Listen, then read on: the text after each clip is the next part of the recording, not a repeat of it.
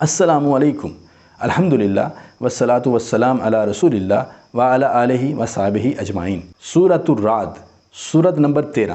سورہ رعد مکہ مکرمہ میں نازل ہوئی، جس میں 6 رکوع اور 43 آیات بینات ہیں۔ رعد بادل کی گرج کو کہتے ہیں۔ آیت کریمہ 31 میں اس کا ذکر ہے۔ اسی مناسبت سے اس سورہ مبارکہ کا نام رعد رکھا گیا۔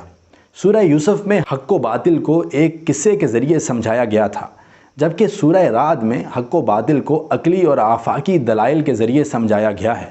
سورہ رعد بلاغت، جامعیت، منفرد اسلوب کے اعتبار سے ایک نہایت پر تاثیر صورت ہے۔ اس سورہ مبارکہ کا موضوع حق و باطل کی تمیز ہے، چنانچہ حق و باطل کے فرق کو ایک مثال کے ذریعے سمجھایا گیا ہے۔ پھر حق کا ساتھ دینے والوں کی 10 صفات اور مخالفت کرنے والوں کی 7 علامات کا ذکر بھی کیا گیا ہے۔ اللہ تعالیٰ نے اپنی قدرت کے شاہکار ذکر فرما کر ایک اصولی بات یعنی قوموں کے عروج و زوال کا ضابطہ بھی بیان فرما دیا کہ جو قوم اپنے حالات درست نہیں کرنا چاہتی تو اللہ بھی ان کے حالات نہیں بدلتا۔